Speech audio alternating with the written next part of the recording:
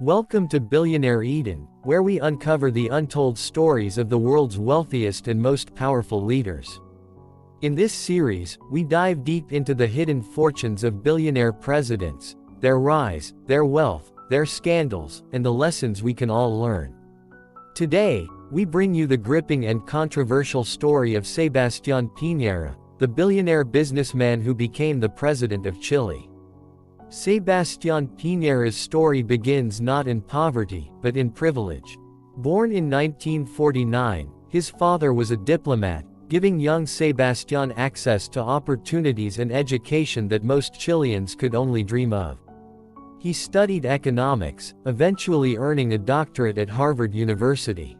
There, he sharpened his understanding of finance and free markets.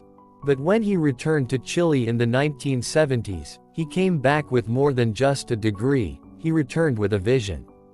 Chile was in turmoil, struggling with political instability and economic uncertainty. Where others saw chaos, Piñera saw opportunity. He entered the world of banking and finance, quickly rising in influence. His most notable move was introducing credit cards to Chile, a small plastic card that would forever change the way Chileans spent, borrowed, and lived. It was a bold step, one that signaled Piñera's willingness to reshape the economy in ways no one had dared before. By the 1980s and 1990s, Sebastián Piñera had become one of Chile's wealthiest men. His empire stretched across industries, airlines, television channels, real estate, and even sports, owning part of Chile's most beloved football team, Colo-Colo. To many, he symbolized success. He was proof of what ambition, education, and sharp business instincts could achieve. But beneath the admiration were whispers. Could a man so deeply tied to business and wealth ever serve the people fairly if he entered politics? Those whispers turned to reality in 2010, when Sebastián Piñera became the president of Chile. It was historic. For the first time, a billionaire would govern the nation. His supporters believed his business expertise would bring prosperity, efficiency, and growth. But his critics were not convinced. They feared his fortune would blur the line between private gain and public duty. In the early days of his presidency, Piñera experienced a moment of global admiration. In 2010, when 33 miners were trapped underground for 69 days, Piñera oversaw the rescue operation that captivated the world. Under bright lights and live cameras, the miners were brought to the surface one by one, and Piñera's face was broadcast globally as the leader who delivered hope.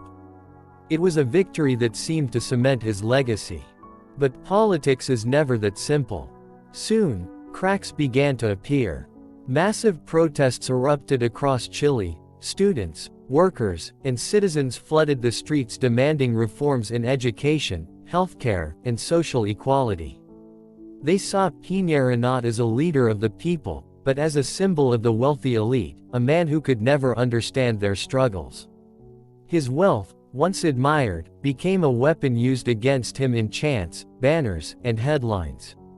Then came the scandals. In 2021, the Pandora Papers revealed offshore dealings linked to Piñera's family business, raising questions about hidden profits and secret deals.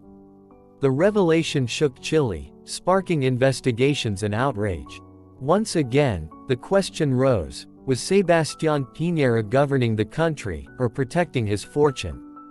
The duality of Piñera's life became impossible to ignore. By day, he stood before cameras as a polished president, speaking of reforms and unity.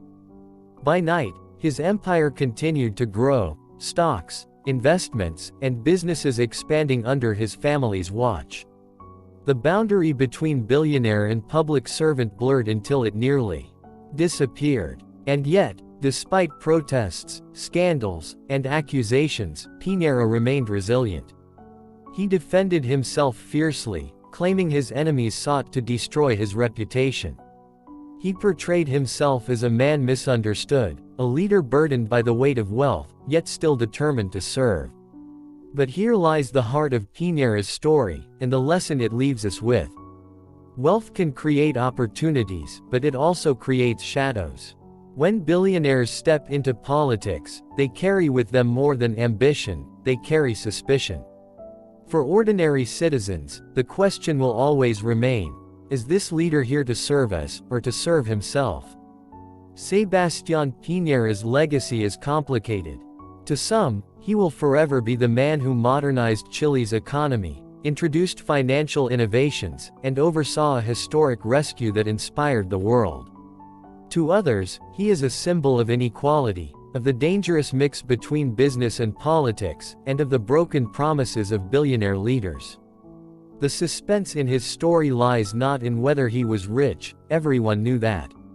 The suspense lies in whether his wealth was ever compatible with true leadership.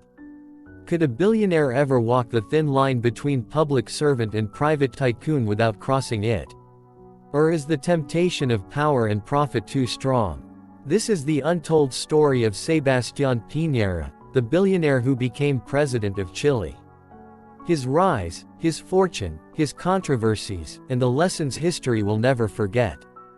Don't forget to subscribe to Billionaire Eden, like this video, and share it with others who want to uncover the hidden wealth of the world's most powerful leaders. Because the deeper we go, the clearer it becomes: money and politics are never far apart.